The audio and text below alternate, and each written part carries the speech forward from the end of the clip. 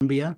No, I was there before. I was a journalist. Well, still a journalist. I was at a Nieman Fellowship at Harvard for a year. Yeah, Uh, God, that was intellectual Disneyland. yeah. So flying between LA and New York, are you sick of the back and forth, or is it just like par for the course, or do you get depressed? I'm really tired of being bicoastal. I've been bicoastal for years. I had a deal at Columbia for years where I was full time but half time appointment, and then I went full time about 6, 7 years ago. Yeah, Yeah, I if I never had to fly again, I'd be happy. me too. And back in the day, I'm old enough, and I think you are too. I remember, when you could just walk onto an airplane before they did the security thing. And I remember when if you missed a flight, they'd book you on another flight with the same ticket. Yep. And everything worked. And it's really interesting to me that I'm 72 and I started going to boarding school in the United Kingdom from Switzerland when I was 10. And I would fly alone because everything worked well and take a cab to Victoria Station and then take the train. And you just, your parents and other people would assume this is all going to work. And it wasn't unpleasant. And economy was like, business class size seats, not with the couch and all that crap they get. But, it was, You and got now it's food. just like hell on earth. You got a meal in Got a economy. meal. And if it was halfway decent, and if you got stuck, they did something about it. They rebooked you and they didn't board planes like, I don't know what's happened, but Well, there's 16 classes, and the tickets I can afford are like class 13, yeah, exactly right. Last group. Yes. Yeah. You Anyways, know what? The losers. yeah, the loser group. It's, the gold thing, the diamond group, the thing, the scarred, the thing, the thing, the thing, the thing, the thing. And then finally it's group 13 and 14. And then there's the losers. And then there's the guys that just have to run behind the airplane and hope to catch It's something. just like the American economy has gotten. The Yeah, I basically, I enjoy where I'm going, but the airline, I'd give the airline a miss. Anyway, I should introduce you and get this going. All right. Um, My name is Frank Schaeffer, and this is a podcast called In Conversation with Frank Schaeffer. And my guest today is Pulitzer Prize winning author Dale Maharidge. Tell me your name. So let me hear it right. Adele Maharidge? Maharidge. Maharidge, yes. Ernie, my producer, has vainly tried to do it. So Dale Maharidge. And Dale is a professor at Columbia University's Graduate School of Journalism and author of Pulitzer Prize winning And Their Children After Them and 14 other books. And among them is one called Journey to Nowhere, the saga of the new underclass, which inspired Bruce Springsteen to write the song Youngstown. His new book is called American Doom Loop, and I've just finished reading it. And I would ask you to please subscribe to In Conversation with Frank Schaeffer on Apple Podcasts and to my Substack, it has to be said, at frankschaeffer.substack.com. And other than that, I just want to welcome Dale here and say, really, it's a pleasure to have you. And I've read your book with great interest because I'm old enough to have lived through everything you're talking about. So, not only do I get the book and love the writing and think you're a wonderful writer and very descriptive, but having actually experienced some of the things because I'm in the age bracket where shit because of how old I am. So I want to read something to you from Doom Loop and just get us going. Here's a quote from the book I like. Let me just see. Do I have a page number? No, it is wherever I picked it off the page and put it on my notes from. I write of a time that seems idyllic in comparison to the present day, a time when it was easier to obtain certain books than guns in some states, a time when abortion was legal everywhere in the United States, a time when the word, quote, homeless infrequently appeared in print. I write of the 1980s, a pivotal decade that was the start of a doom loop, which is a cycle of negative events that feed off each other, making things progressively worse. I just love that paragraph, so I'm letting it roll off my tongue here. What a brilliant piece of writing, and also just how true. And a minute ago, we were casually talking before we got serious about airline travel. And there's lots of little footnotes to the doom loop that would be one of them, a kind of a degradation. Who said this the other day? I heard a good phrase. They called it the shitification of American life. And you just think of the fact that, Amazon that I subscribe to and would be a wonderful client forever now wants me to pay more to watch movies that were part of the package that lured me into that because now I could get all my movies there. But if I don't want them with commercials, they've added something onto it. And everywhere you look, there's little signs of the doom loop and big ones. So let's just start by asking you, as a journalist who's been around the block, written on everything under the sun, lived a big life, how would you define the doom loop in a larger sense than just airline travel and Amazon always sticking you with another charge? Well, I like to look at the homeless. I did a story on what we then called winos in 1980. You wouldn't use that term today, but then it was acceptable. Uh, these were men who, public inebriates in Sacramento, California, who drank near the river. There were probably 900 of them, and there were like these single room occupancy hotels that were cheap flop houses where they Mm. stayed. 20 or 30 or 48 guys slept out at what they called the weeds. I went and walked through the woods along the rivers in Sacramento looking for them. There were no homeless. The word homeless did not appear in my story. By 1982, there was a recession, and there were several hundred what we now call homeless people in Sacramento along the rivers. Uh, I went back during the pandemic to do a research for another book.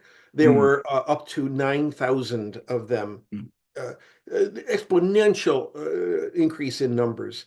Um, and it didn't exist. A student of mine last year was shocked. She didn't believe me when I said there haven't always been homeless. She just assumed at 22, 23 years old Yeah. that homeless has always existed.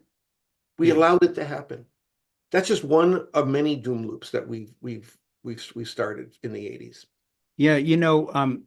Here's another quote. Fast forward to 2023 in Doom Loop America, conservatives have increased calls to kill the decades-old federal housing first approach to fighting homelessness. And you go on and say the program is limited in how much it can accomplish. But as its name implies, housing is what those without homes need. It does good work. Republicans backed by conservative think tanks, and by the way, this isn't in your book, but just adding that those same think tanks are now hard at work laying out a plan for how they will use Trump's second term to do more of this shit. End of parentheses, my words, not yours. Got behind a bill introduced in the U.S. House of Representatives in early 2023 that would mandate treatment for mental illness and drug use before anyone could receive help through the program, and so forth. So, kind of fast forward not only into that part of your book, but just into okay, the homelessness wasn't apparent as it is now. Then you have your 23-year-old student who is shocked that this isn't always how it's been. So on the political front, in terms of decision makers and public opinion, what has changed since, say, 1979 or 1980 and right now?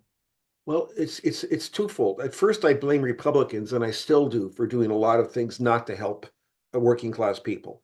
But a big factor was NIMBYs, boomers, our generation. Yeah, They don't want housing, affordable housing near them. Now, affordable housing where I live in LA is $800,000 unit. That's not exactly a shack. right. Uh, but over and over, housing initiatives are shot down. I just Yeah, read in the newspaper yesterday in Sacramento, they want to build a high-rise unit along the river, American River in yeah, Sacramento, affordable housing. The NIMBYs are going after it. yeah, So we have a housing shortage. And the conservatives will say, oh, it's because they're all using drugs. That's why they're homeless. yeah, Um, and you go to states where there's affordable housing like West Virginia and Mississippi, there's far less homeless than there yeah, are it's in New York City. And so that argument goes down this sewer. But we have to build housing. Uh, and I don't want to sound like a real estate developer, but when you zone out affordable housing, the sure. result is going to be homeless, which what we have now. So it's right now the blame goes all over the map. Yeah, Republicans and so-called liberal Democrats. I'm an old school liberal Democrat from the 1930s. Uh, yeah. It's a whole different creature today. Yeah. Yeah, when you step back a minute, I mean, I want to pick your brains on some things. So I'm sorry, I'm going to stray away from your book sometimes because I just want your wisdom, if I can put it that way. Um, and by the way, I really like your writing. You know, Doom Loop is such a good read. I mean, it's a page turner. I would advocate anybody. When was it published, by the way? I'm always hazy on that. You know, when you write a book, it's hard to say the exact date because I've been working on it for so long. I know. About 2 months ago, when officially it came out. Okay, I know it's weird. Somebody asked me about something I'm writing right now, saying when would it be out? And I said, well, maybe in a year if I'm lucky.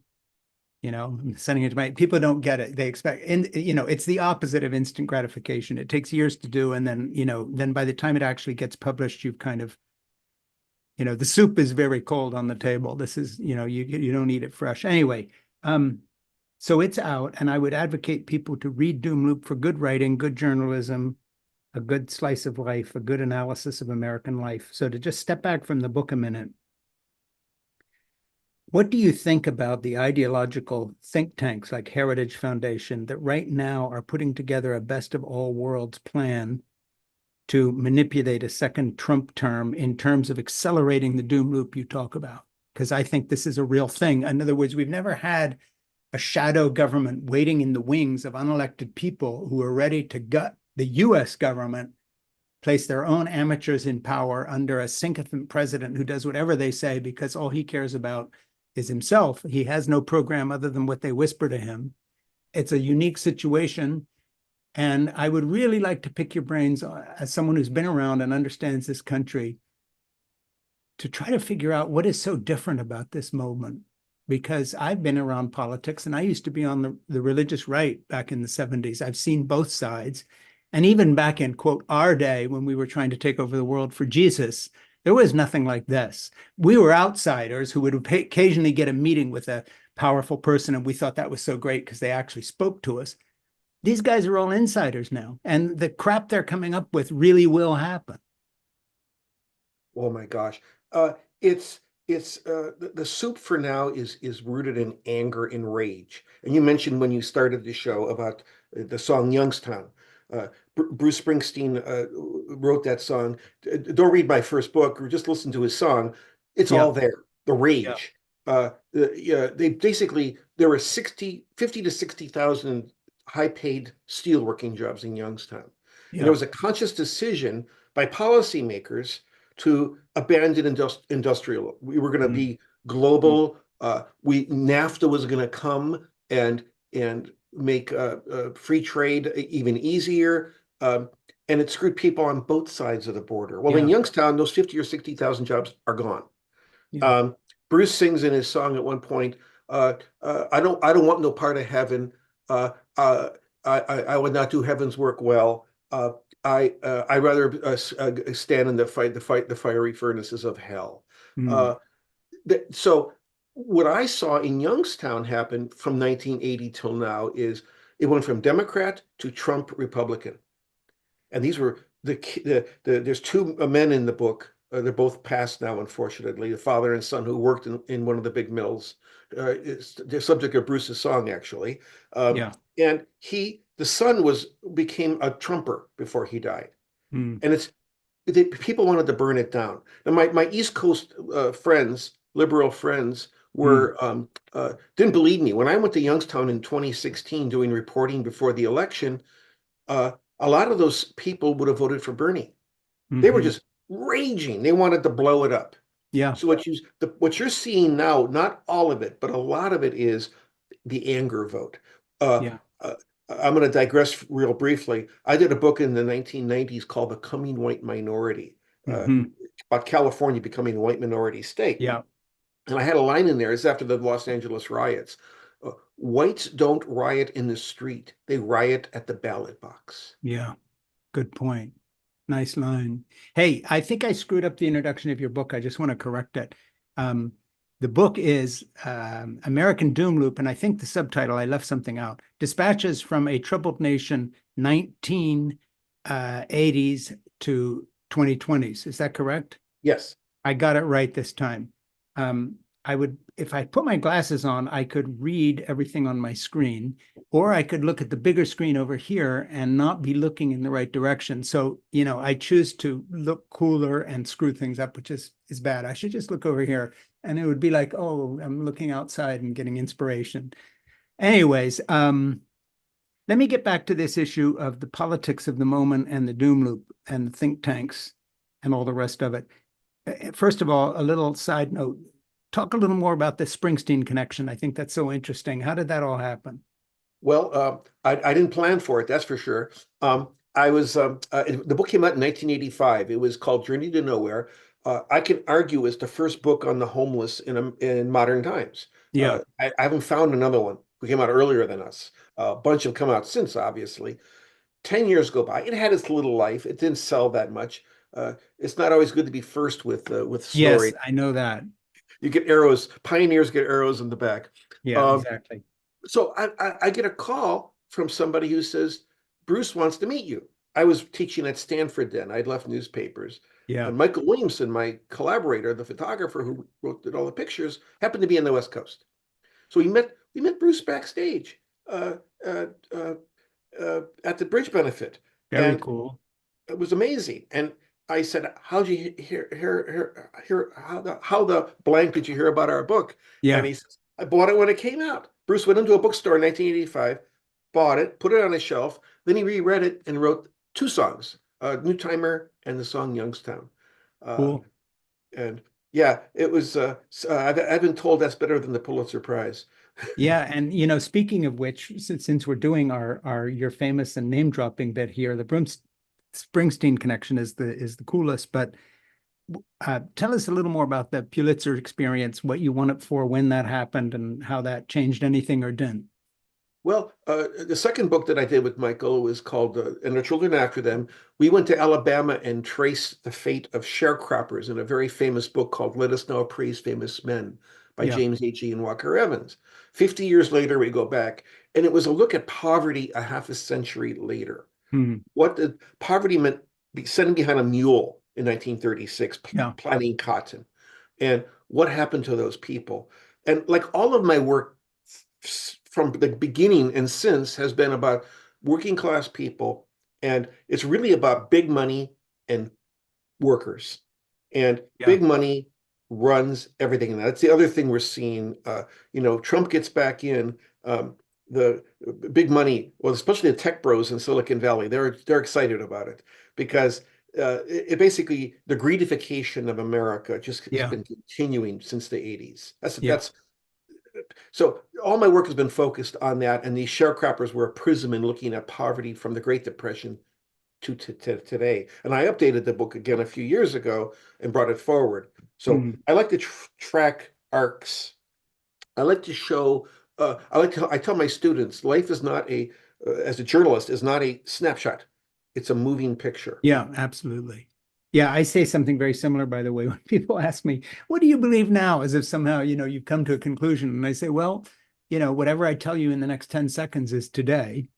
And call back tomorrow and check it out. That's the problem with writing nonfiction books about your journey away from, say, fundamentalism, because everybody thinks that's where you're at. But of course, it keeps changing. Let me go to a point here that intrigues me about you personally, if you don't mind. And that is you've got this very, very great empathetic kind of interest in, I won't say the poor, but people who are being stamped on in every generation increasingly, as opposed to, say, the tech bros who resent the government because it has any programs that might impinge on their ability to do what they want. They think they're the brightest, most important people on earth. And so how dare you regulate, whether it's Starlink or anything else. But where do you come from? If someone asks me what my interests are, they come from the fact that I grew up as a pastor's son, whether it's in reaction to something or you continue, you come from somewhere. And so even the things you walk away from, you're still defined by. That's where you started. So what's your personal journey, just you, Dale, in terms of a human being who winds up again and again and again addressing these issues with, if I may say so, from my background, kind of a missionary zeal to change things by exposing stuff, which I guess is the heart of real journalism. So, to put this bluntly, who are you? Well, I grew up in Cleveland, Ohio. My father was a steel worker. My mother was a homemaker for the first couple of years, but then we couldn't make it on my father's salary. She was driving a school bus. Mm, So I come from a very working class family. And what motivates my work largely is my father had the what John Steinbeck called the marching phalanx of yeah. forces against him, and he was powerless. I, as a journalist, could have some power and fight for people like my dad. So my Mm, dad and my mom, as a school bus driver, it is a missionary zeal. Um, sure. you know, it's been so long. I've not been blue. I still, I was identified as the blue collar writer for years, and Mm, I'm so far removed from it. sure. I don't wear that label, but it is, as you say, it does influence you. It's your foundation. It's Yeah. the house, the building that you're in is that youth. Uh, and so I still have this strong sense of mission to fight for people like my dad. Mm, yeah. And just get a little more drilling down on the personal side. So tell me about your father's personal history and your mom's, and if they've passed away, and what's going on in what happened in their lives after your childhood. Well, my father was a World War II veteran, Okinawa, the Pacific. I Yeah. did a book called Bringing Mulligan Home. He had traumatic brain injury from that war. It was just horrible. Yeah. Uh, in the end, but there was an era though after that war where you could buy a house, you work hard. I mean, my dad, I think, I just look at the figures for another story. He made about $6,000 in 1967 on Yeah. his at a steelworker job, which went farther than that does now, of course, but it was not a lot of money. Sure. But you could get a house, your kids could end up like me and my siblings. All of us, succeeded and did well. I really hate the term American dream. It never really existed because Yeah. it wasn't universal, as we know. It did not apply to Black people Yeah. in the 50s. So it's a phony dream. But there was a sense of a social contract. Sure. And that's a thing you talked about a little earlier, what's changed. So social contract has evaporated. Mm, Um, we don't even pretend to care about mm, working mm. class people. And that's for sure almost all Republicans now in the Trump party. And a good number of Democrats, not all. Yeah. It's a Yeah. mixed bag. Democrats, remember, gave us NAFTA.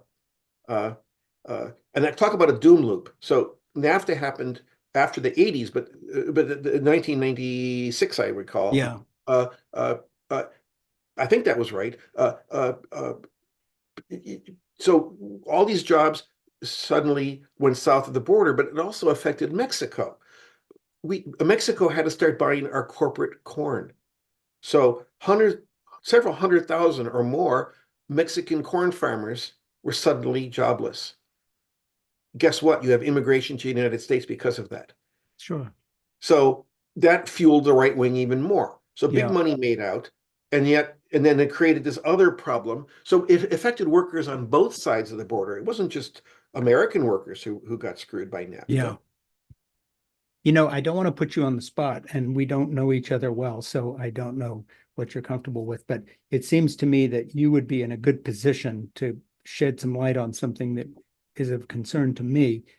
And that is that as I watch what happened to the Republican Party being taken over by the religious right and now becoming a Christian nationalist white party, that, by the way, supports Vladimir Putin because he's a white Christian nationalist Russian in league with uh, Archbishop Kirill of Moscow, who is into Christian nationalism as an Orthodox leader, part of the Ukraine war, all the rest of this. Having watched that,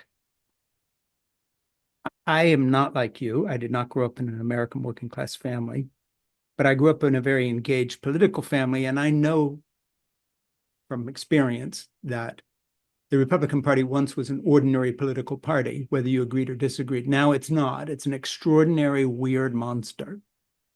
And it started because some very ideologically driven people began to forget what the Republican Party, whether you liked it or not, is not the point, was about at one point.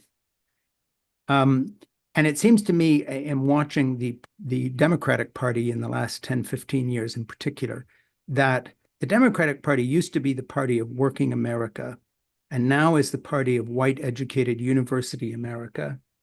And white educated university America is into culture war dynamics before they give a shit about working class, it seems to me.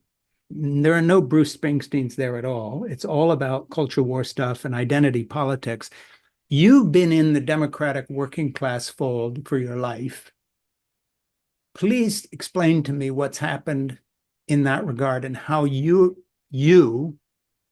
observe that. I could be completely wrong, contradict me, but hasn't there been a change there? And like, is this what the Republican Party has become? Okay, we've given up on that, but are Democrats just about university educated white elites pressing their culture war issues and value signaling to other people by using correct language and terminology? It just seems so far away from a neighbor of mine who's a welder who lives down the street that I talk to because we walk our dogs together. And he looks at all these fancy people, as he calls them, driving by in their BMWs who teach at Harvard, and they're as far from him as you can get. And they're supposed to be Democrats. They've got Biden stickers on their car. What the hell? We gave up, Democrats, I say we, old school Democrats collectively gave up our values. As I said earlier, I'm a 1930s model Democrat. It's targeting to the universal. We all need certain things, healthcare, housing. Those issues the Democrats pushed in the 1930s. Yeah. The identity politics, it's all about me. The 60s were very much misinterpreted. The 1960s were, I think in popular culture, we were all united and, for a better world. No, the most of the people from the 60s, the radicals or the activists became, yuppies, NIMBY homeowners, very self-centered, very self-absorbed. Then you have this generation now where it's all about identity. And I get into arguments with my friends in New York all the time. I have a colleague who wrote a story for the New York Times about after the pandemic, everyone should have $5,000 cash in their home in case of an emergency. She's one of these elites you talk about. Sure. And I write about her in another book. 40% of Americans don't have $200 in the bank to pay a bill. And so they're so out of touch. They think Yeah. everyone is just like them. Yeah. And they don't go to places like Ohio or Michigan and meet people and talk to people. They're not from there. They're not of there. Yeah. So the coasts, the stratification of the loss of values of a collective society. Really, I take the Republicans to task brutally in American Doom Loop, but I also take these so-called good liberals to task. Yeah. They're not living the ideals. They're focused on themselves. How do you see the future? And I'm not fishing for anything. This is a real question because I don't have the answer, but I just want your wisdom on this. If the Democratic Party represents a white educated elite and the Republicans start representing a misinformed working class that thinks they're on their side, what shakes out for the next 10, 15 years? What happens now? I mean, who are we at that point?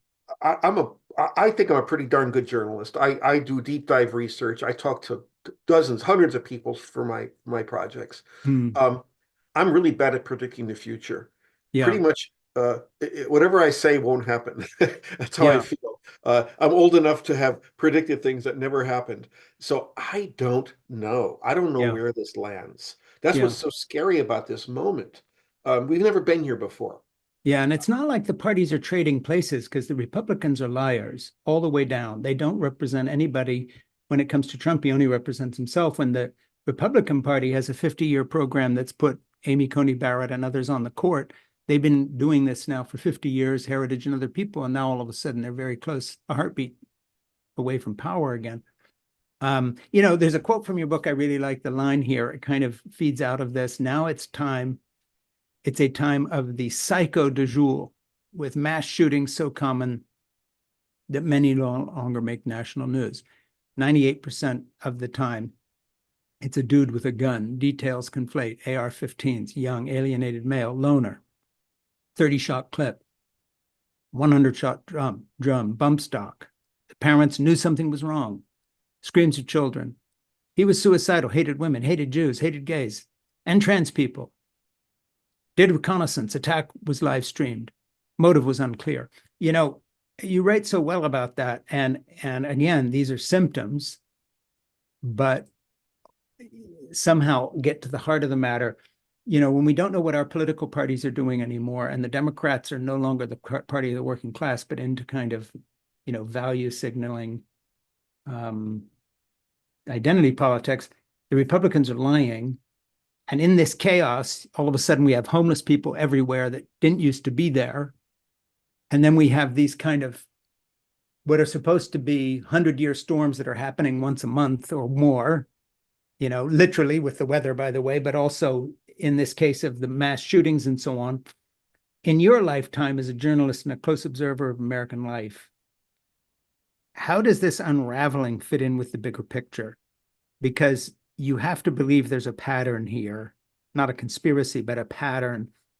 When random isolated events start happening all the time, they're not random isolated events anymore. This is who we are. We shoot children.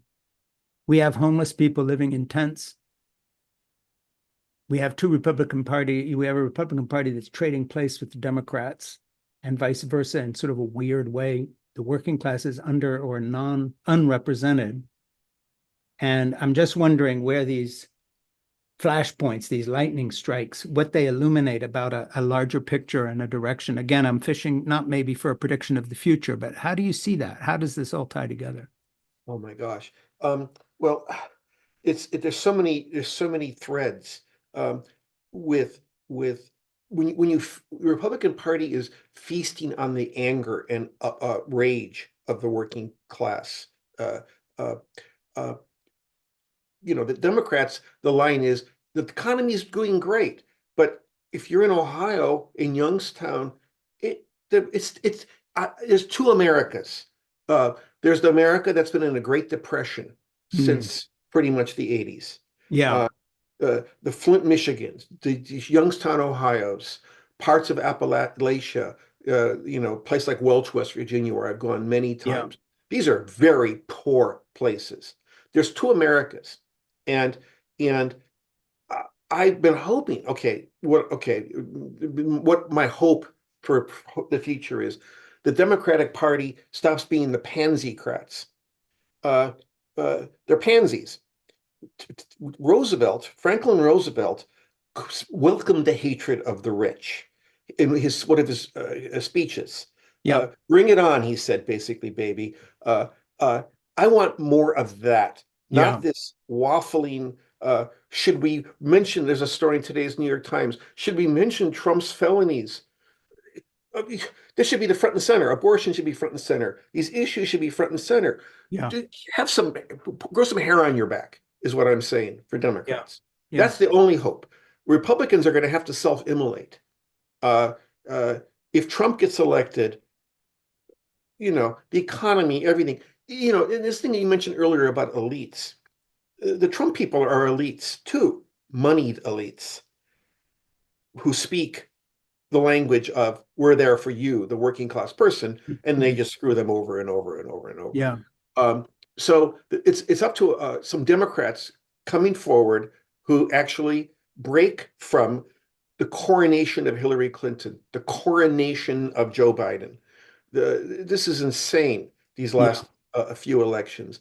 And have somebody, I was a Bernie guy. Now, my Yeah. East Coast friends will argue with me. Bernie 101 in 2016, we'd have done a hell lot better than Hillary. Yeah. Places like Ohio, again, a lot of people I interviewed in Youngstown in 2016 were on the fence, Trump or Bernie. Sure. No, I The know. parabola Yeah. of anger. So you either get somebody who's progressive angry or conservative angry.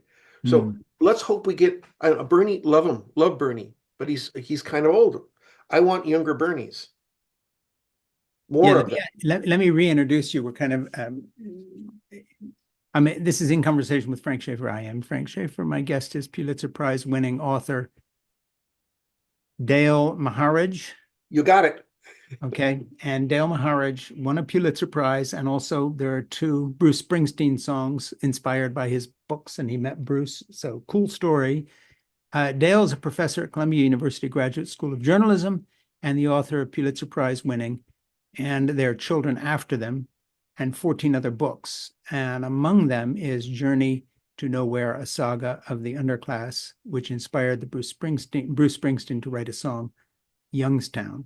And his new book is American Doom Loop, Dispatches from a Troubled Nation, 1980s to 2020s.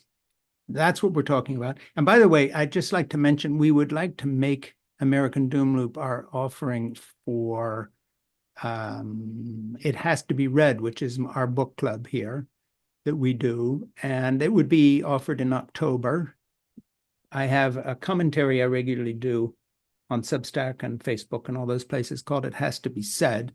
And It Has to Be Read is our book club that we like to offer a book and re-promote it. And I really like this book, and I think it's so important. So we would like to offer that if it's okay with you. I would love that. Oh my gosh. And if you want to have me help in any way, Yeah, we'll have you back, and we'll have you on a panel with someone too, or by yourself again. Ernie is the producer and works all this out, but it means we get another bite at the apple talking to you. But in addition to which, if you want someone for us to talk to with you, that would be great. And I have a question. Yeah, Ernie, he just texted me and says, we'll call the boss. Hey, we had Moby, so, why not? But in all seriousness, you're connected to a lot of people. It could be a 23-year-old student or another famous friend of yours. But if you ever think of somebody we ought to be talking to, given our interests, please let Ernie, our producer, know, and we'll book them in a heartbeat on your recommendation. Anybody that needs to be discovered is already famous or needs to be more famous or heard from or has a point of view. So please do that. So let me get back to your book here. I want to go to another bit and talk about this. You're talking about the kind of this doom loop. To illustrate this fact, I purchased both solid and hollow point bullets and drove into the Sierra foothills with a 357 Magnum, and I shot bars of ivory soap with both. Those soap bars were on the front page. The solid bullets made a tiny hole in the soap. Upon exiting, the hollow point ones blew out the backside, nearly cutting the soap bar in two. That's part of a story that you were talking about with the Sacramento County Sheriff, spokesman, et cetera, et cetera. But it just interests me what you have done as a journalist to make these stories live. You kind of go the extra mile. And of course, the sad thing is those hollow points are available, and they're exactly what all kinds of people use in school shootings and all sorts of other horrible things. In addition to being in a doom loop, it just seems that civilizationally, I don't want to sound like I'm crazy here and talk about the decline of the Roman Empire, but it just seems to me that it's a death of 1,000 cuts. You take any individual pathology, we could do this. If it's just school shootings, when I say just, you understand what I'm saying. And then you add in Donald Trump, and then you add in Heritage Foundation, grooming people like Amy Coney Barrett to take away women's rights. Then you add in the Democratic Party becoming all about identity politics and sort of value signaling and lingo instead of substance, and they break their faith with the working class. And then you add in the religious crazy right taking over the Republican Party. But then it's not just that, it's Pentecostal, including Hispanic Christians. So even within evangelical circles, these are the crazies. And now they're in charge, people like Paula White. You have an East Coast press that is ignoring not just the heartland and the working class, but never sees the evangelicals coming because, hey, those aren't our people. We don't pay attention to them. Back in the day, just something that'll interest you as a reporter, my dad's book, A Christian Manifesto, published in I think 1983, 84, something in there, called for the overthrow of the US government if the Roe v. Wade was not reversed. That it was like fighting Hitler's Germany, and he was the public intellectual for millions of evangelicals, literally millions. It outsold probably everything that had been on the New York Times bestseller list for a year. But why would they review or pay attention to a book like that, even though a whole movement was forming around it? They'd never heard of any of these people. They never knew anybody like it. And I think a lot of our predicament in terms of where we're at and what you're talking about is what you were saying before, the kind of insular, blinkered attitude of the white upper class American educated elite. And you've spent, you didn't grow up there, but you teach at Columbia, you're bi-coastal. This is where you do things. You're editors at all these top publishing companies that bring your books out, or the people who nominated you for a Pulitzer Prize. It must be odd for you to have grown up in one background and at the same time live in another one that you're also a critic of, because you recognize they're ignoring the things that matter.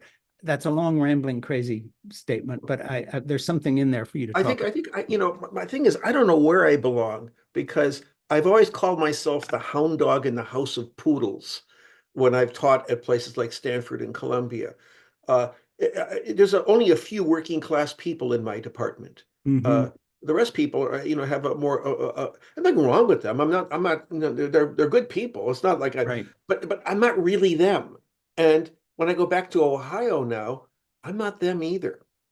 So I guess I like to think of myself as the ultimate outsider, which is the role of the artist and the journalist. If Yeah. you're gonna have any impact, you cannot be an inside player. Yeah. Uh, I don't want to be friends with anybody in power.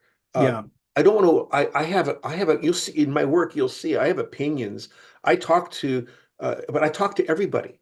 Uh, I don't want to be an activist out there with a sign in my hand.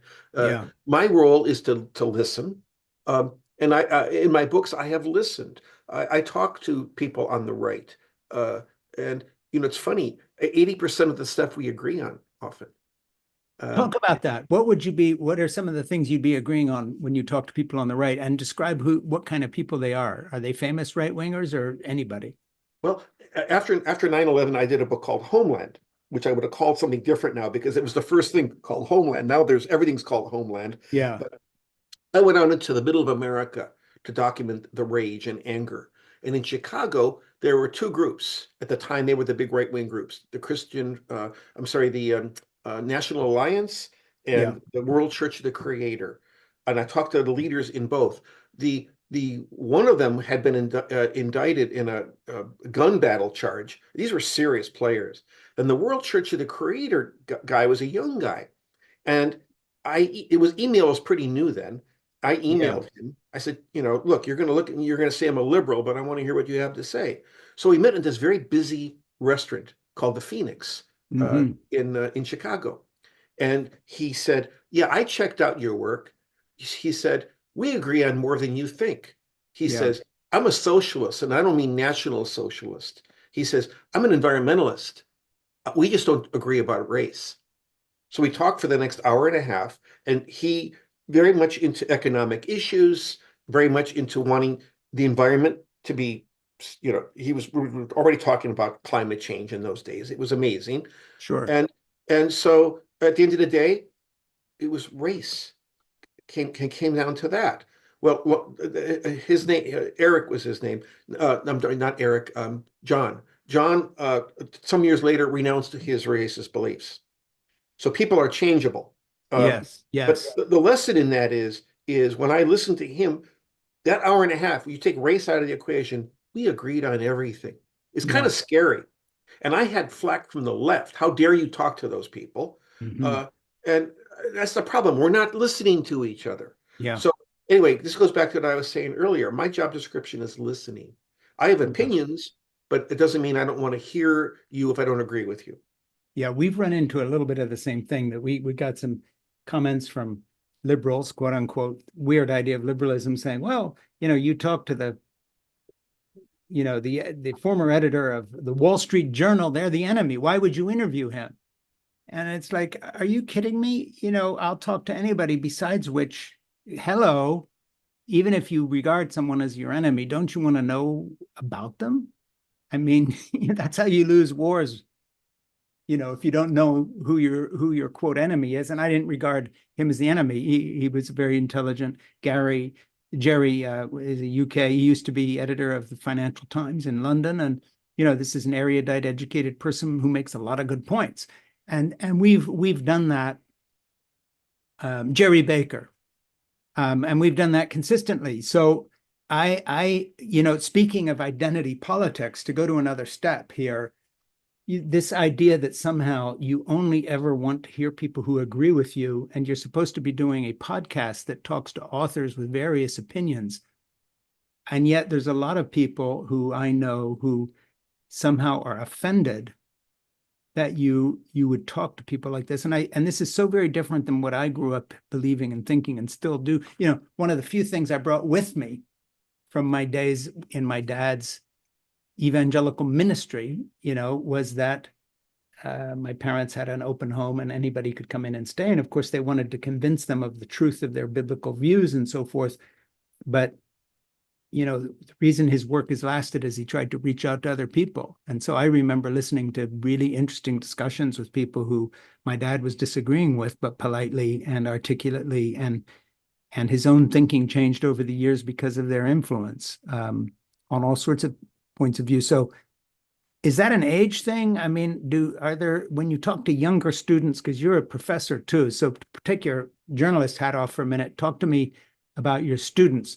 Over the years, has the student body changed? I am not fishing for anything. I just would like to hear, a little dispatch from the front here.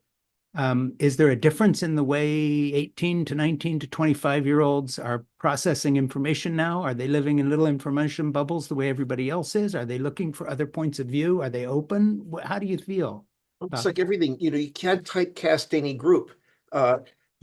In general, younger people are into identity politics and so forth, but I still get a lot. I had a class this last spring of students who are basically younger versions of what I was at their age. Yeah. I mean, they're me at their age. They want to go do this kind of journalism. They want to do work that illuminates. They want to be fair, but they want to change the world. I've been teaching now for 32 years. Mm. Uh, uh, this iteration of my life, and that hasn't changed in a Yeah. certain group. There's You talk about a mission when we started talking. I always like to say I'm the evangelical wing of the journalism school in Yeah. terms of this kind Yeah. of work. Reaching Get out. in. I teach a course called narrative long form journalism, where I basically push the young people to do the kind of work that I do. Go out and listen, in bed with communities. Mm. Uh, like I lived in an Iowa town for a year for one of my books. The 8,000 people. I wanted to know small town America. Mm. Uh, that kind of fundamental work. They still want to do that, and that's our job description as journalists, as thinkers, is to go in and show people worlds they don't know about. That's what I try to do in my books. Uh, that people don't always want to accept it. I'm not a best-selling author, but in my own little way, I've had, the Bruce Springsteen example is one example. That It's a book good one. first, Yeah. that book didn't sell 10,000 copies, but Right. that song Youngstown has been heard by millions. Yeah. So we Yeah. have Good point. we have influence, and so that's what I mean about evangelical, about journalism. Get the word out there about what we need to know to move forward as a society. Do you find that the younger people you're talking to who are into identity politics are getting a bum rap? Because I think, you have old school liberals, the New York Times and other places basically beginning to kind of out the woke kids as this and that and the other. I'm always suspicious of that because, again, at 72, I've seen all kinds of new generations come along, and everybody who's a bit older thinks they're going to fail and fuck everything up. Um, People don't. We kind of survive in the same way that I think we, in spite of our environmental catastrophes, I'm glad people are still having children and raising families, because if you went back to the Black Death in 12th, 13th century Europe and half the population was died, that wouldn't be a very good time to get anything going either. Welcome to the human race. Fits and starts, two steps forward, one step back. That's just the way it rolls. So I'm not particularly perplexed. This too shall pass. Even if the oceans are 30 feet higher, we'll figure it out. The planet might not, but we will. But I don't know how to assess. I'm not a professor teaching a journalism class. that again would be self-selected for curious individuals. So it's maybe not a good cross-section, but how do you see, Twingy or Twingy or whatever her name is, writes this book on generations, and I've read that, and we're going to try to get her as a guest sometime. But she does these statistical studies of dating and relationships and points of view and dating apps and whether they reach out and have numbers of friendships, all these kind of different things and pathologies. And I just wondered, you have your ear to the ground, you're teaching a class, you're dealing with young people day in, day out. How do you assess that? Not just your class, but taking the step back. Where are we at in terms of next generations picking up where we left off? Well, this goes back to my point about I have more hope in the very young generation, in that my generation, at this point, I don't want anybody in my age group in power anymore. I mean, I hear you. Me too. let's get rid of, love us all, but let's not be the people in power. I want younger people taking over. Yeah, But the me too. really young people, one thing I've noticed, and I thought about this since you asked a question earlier, is socialism is Yeah, not a bad word among 22 and 23-year-olds. Uh, they don't see that as being anything. They want it. They want that European style socialism.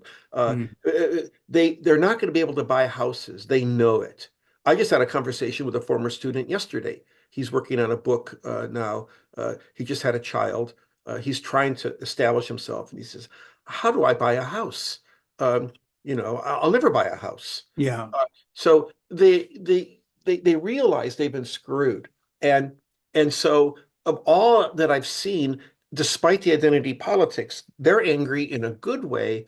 Like and climate change is number one issue among yeah. early 20s. Look, if climate change trumps everything, if we don't I fix agree. that, we won't be here. So every Yeah, other issue doesn't matter. yeah, So they exactly. It's get a those moot things, and point. It becomes a moot point. yeah. Because yeah, the Earth will be here in a million years. We won't. Yeah. The Earth will heal itself. We'll be gone. So they see the climate change. They see economic issues in a way that students did not see them 25, 30 years ago. So I have hope in the very, very young right now. Get rid Yeah. of us. Let them take over. Yeah, I sort of share your view on that. You talk about the fact that the reality is that you feel alien among them and they among you if they visit where you live with your quote liberal friends who revile them on social media. The liberal lizards with tails are called pedophiles by the far right. This dehumanization reminds one of wartime. In order to kill or harm another person, the enemy must be made less than human. In World War I, Germans were Huns. In cartoons, World War II, the Japanese buck-toothed monkeys. In modern times, QAnon and other right-wing groups have taken a cue from Putin's Russia, which I mentioned earlier, and you have in your book, where opponents are often set up on false charges of pedophilia with incriminating evidence planted on them. In America, far right has invented a child sex slave dungeon beneath Washington, D.C. pizza joint that is mystically frequented by famous Democrats, left-wing opponents who are groomers, save the children, a mantra. Hollywood elites harvest migrant children at the border for their sexual pleasures. The message, these things make violence against Democrats, liberals, and other perceived enemies acceptable. It's open season on, quote, pedophiles. The big city coastals don't get off easy, especially those in Congress. When factories, steel mills, and mines began closing by the score in the early 1980s, throwing hundreds of thousands of well-paid jobs, there were some lame restraining programs funded by Congress. They failed. The Democratic Party dumped the working class and embraced the neoliberal free market. The party partook in negative feedback loop of dissent by embracing the ideas of Republican libertarian economists, etc. It's interesting just reading that passage from your book again, so sweeping and good, how you are brave enough to talk about how we dehumanize people. You use the World War II, World War I as examples. And then all of a sudden, all Democrats who disagree with Republicans are portrayed as these kind of demonic entities into abuse friend of mine, Laura, who's a movie producer and one of the founders of MoveOn.org, was at the conference in Washington this year where Trump spoke to evangelicals, CPAC. And she was saying that all the speakers were no longer talking about Democrats as political opponents, but as demonic forces, that this was a spiritual battle. So it's beyond just they're buck-toothed Japanese on a war poster. These people, we are now fighting evil. They're not wrong. They are satanic. I don't know if everybody outside of those circles, I have my ear to the ground because I'm a former evangelical, understands that once you've labeled your opponent as demonic, you're sort of half a breath from witch trials in Salem. I mean, we are really messing with high-powered, high-voltage stuff here. You talk about this in your writing, so I'd just like to discuss that a little bit. Well, you predicting the future, the very short-term future. This year is not going to end well, is the understatement. We're basically in a proxy war with Russia. What's going on in Gaza and the Middle East right now is mind-numbing. China, all this stuff. But here, if Trump wins, we're screwed. If Trump loses, we're screwed. Because I fear what's going to happen when he loses. If he loses, I'm being optimistic here. When he loses, fingers crossed. I won't put money on that. But if he loses, the people who stormed the Capitol on January 6th, my feeling is they're not going to do a frontal assault. We're going to see terror actions. And as you note, when you're on a spiritual mission for crusade with God, a Bible in your arm, you will do all kinds of crazy things. Yeah. And how will these people be treated? Look how the Weather Underground, the left was gone after in the 60s, or just Freddie Hampton, the Black Panthers, how he was killed in Chicago. Compare that to the Malheur Refuge where the Bundys took over. Sure. Weeks. If the Bundys were black, they'd have been dead within the first week. Well, and if the Capitol had been stormed by a black mob, imagine, I mean, the machine guns would have been out. There've been dozens dead. Yeah. And so if the evangelical right starts a crusade this fall, if Trump loses, we're going to live with some really nasty stuff. I read there's several books out now I want to read about, Civil War. They talk about Civil War. Sure. Yeah, that was not a very pretty scene. A lot of people died. Anyway, there's a lot of casual talk about Civil War on that side of the fence, and it's terrifying. So I think some really nasty things are going to happen this fall, either way. And again, how we deal with them, I just hope they're not treated like with the kid gloves that they've been treated with. Well, what about that kid who shoots two people and then all of a sudden he's on Fox News and a Tucker Carlson hero and he's speaking at CPAC? Right. Well, is this the guy who was just pardoned in Texas, or this is another guy? I don't know. We'll ask. We need a scorecard for all my this. producer texts me stuff, and if he can know who we're talking about, no. But there was a guy pardoned in Texas, and then of course Trump says he's going to pardon everybody who was jailed for the January riots and storming they're now political prisoners. So you're right in terms of the kid glove approach. If he's in power, it'll be open season. Anybody wants to go shoot somebody is going to be a patriot because they're standing up. I mean, he already said that shoplifters should be shot as they come out of a store. And the scene is set for all sorts of violence by his rhetoric and this kid glove approach to anybody that picks up a gun and kills someone who's demonic on the other side, et cetera. So, and Ernie was texting something just saying, it's not a moral equivalency because the left, has betrayed the working class, no question, white elites, et cetera. And the whole woke element comes off as batshit crazy sometimes and gives excuses to Republicans to do things. That said, there's no moral equivalence here. Say somebody who wants to be called they, them is not instigating, mass shootings if they lose a chunk of the election. there is not a moral equivalence there. The left has its problems, but these people are violent and dangerous and anarchic and out of control. And they have demonized and characterized the rest of us as satanic perverts because we're not voting the way they want. And if they win, they win. And if they lose, they will still claim they won. We know they did that one time before. So how do you see that fallout happening? What about all the election workers who are terrified even to count the vote? And, they're calling for patrolling polling stations and so on. I think we've got ourselves a mess on our hands. We need more people. Like there's a district attorney in Grand Junction, Colorado, who went after that woman. I forget his first name. His name is Right. Rubenstein. He Yeah. he went after her. He's a Republican and staunch Republican, but Yeah. she's the one who gave the voting machines to the right wingers. He Yeah. prosecuted her. We need more Republicans like that. Uh, Yes. who stand up. I'm hoping there's also some moral backbone among the Republicans I grew up with.